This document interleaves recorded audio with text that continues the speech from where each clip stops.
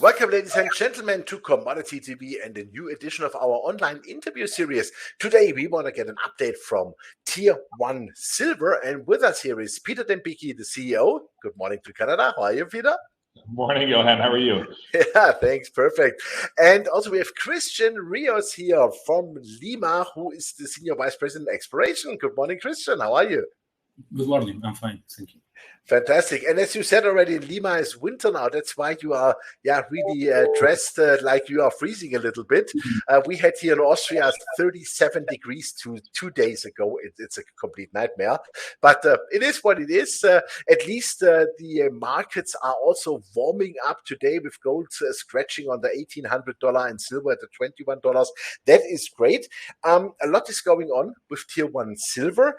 And you guys, congratulations, have received your DIA for additional drilling at the Kuribaya project. Peter, big milestone.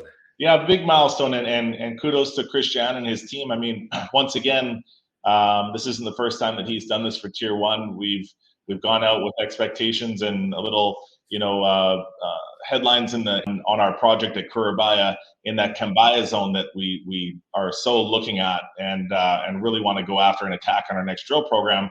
But two, on maybe in a more macro scale, it really signals that Peru is still very supportive of mining exploration, regardless of what you hear in the news on, the big mining projects and having blockades and protests. They're very supportive of exploration, and it's all systems go. So it's great on so many different fronts for the market and for us as a company as well. Fantastic, super. And I saw that that means that you can drill up 200 holes from up to 20 new drill platforms. So Christian, maybe you can elaborate a bit more what that means for you. Obviously a lot of work for sure, but where do you see, let's say now, the first priority targets? How do you want to use that DIA? Yeah, it's very important for us, this permit, because it will allow us. Now we have in Kuribaya, we have two corridors, Kuribaya 1 and Kuribaya 2. We started doing field work last June, beginning of July.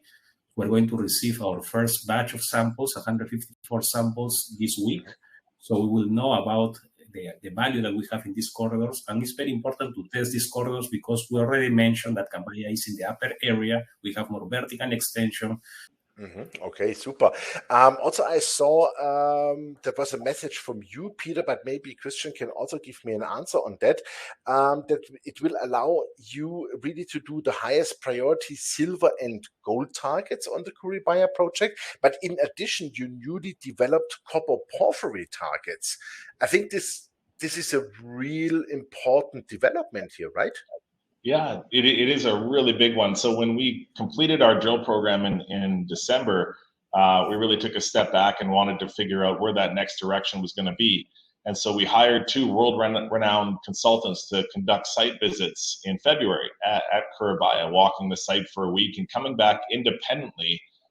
Both said, not only is Kuribaya going to be your number one target, as it's a story of elevation. The higher you go on your property, the more preserved precious metal system you're going to probably have, and bigger targets and bigger widths. I mean, we have the grade. Everyone's seen the grade that we've been chasing. We just need to put the widths with it to really make this, the true standout project in the world. But they also came back and said, there's every indication here that you guys are sitting on top of or quite nearby a large copper porphyry. And so, obviously we love the sound of that.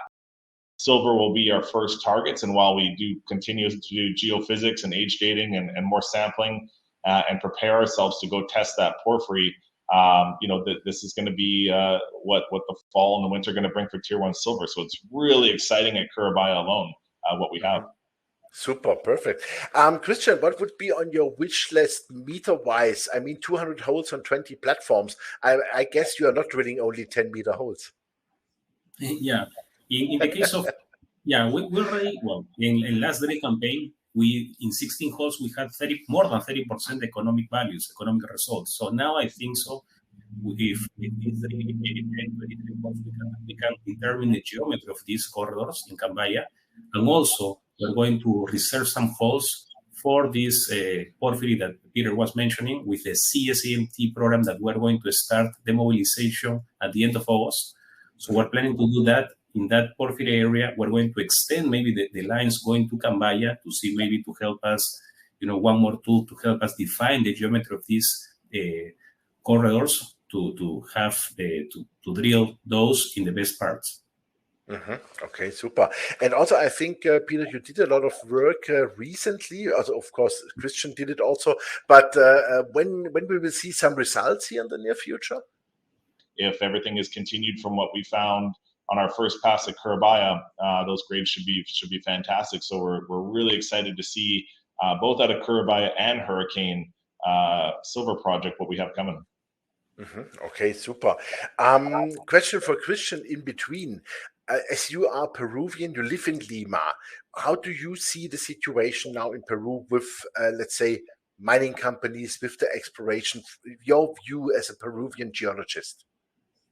Yeah, sure. Well, here we have exploration and also operations. In the case of exploration, as you can see, we have our permit, environmental permit. So that's very positive. That is showing to the world that Peru is open to exploration under this new government. And also in production, in operations, of course, all this, not only Peru, the countries here all over the world, they want to get more royalties from the companies. That's in the case of operation, production. And that's something that needs to be by law, advanced by law, under the Congress, etc. So that takes a little bit of time. But in the case of exploration, we are showing the world that with this new permit, we're advancing and Peru is supporting exploration. Okay, super, perfect, good to hear. Money-wise, you did, Peter, I think also you raised some money. What was it, like $6 million? But it sure seems like the market has found a bottom.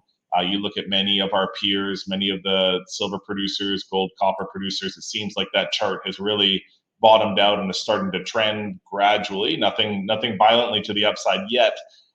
Days like today sure help. But I think the bottom is in, and I think this fall is going to be really, really interesting.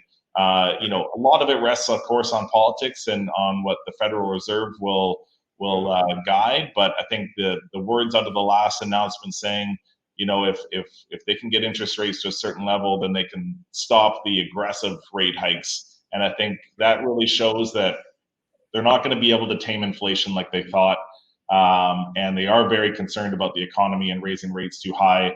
But what a perfect setup for precious metals that is. And again, we've pitched for a long time, and everyone has for years and years, the theory of precious metals being a hedge against inflation. Well, we've seen inflation going crazy.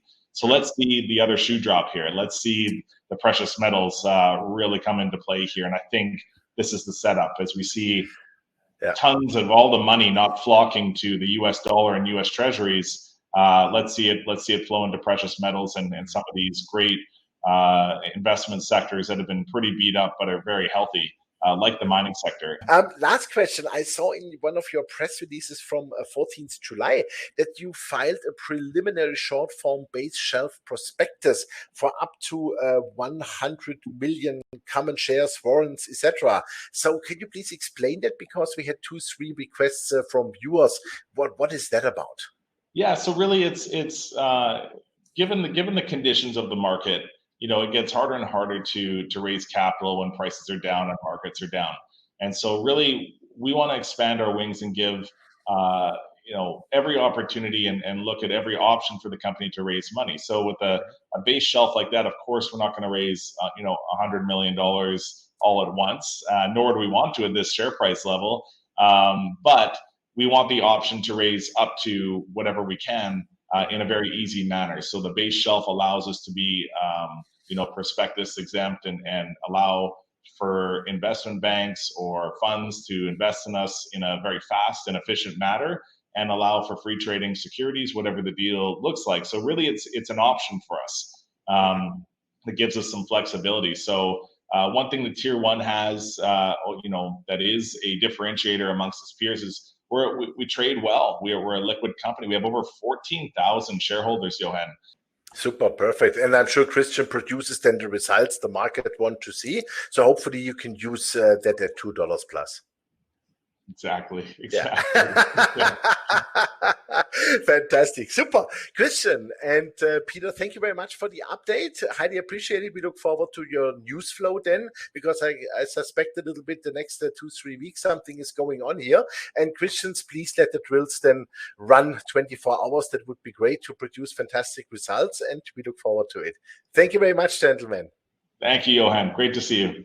Yeah, thank you. Yeah, ladies and gentlemen, that was Peter Dembicki, the CEO of Tier 1 Silver, and also Christian Rios, the Senior Vice President Exploration from Tier 1 Silver. You heard it. Things are, going well. A lot of results are coming out within the next weeks, and they received their DIA. So now they can really go heavily onto Kuribaya and Kuribaya. Also, they can look for the high priority targets with the high-grade silver and gold, but also for copper porphyries, and 200 drill holes from 20 platforms. That's really a lot. And I would really suggest that you have a very good look on Tier 1 Silver. I'm a shareholder already. Maybe you should be one too. And we look forward to the news flow. The company is financed, so they can go full throttle. Thanks for watching us, and bye-bye from Austria today.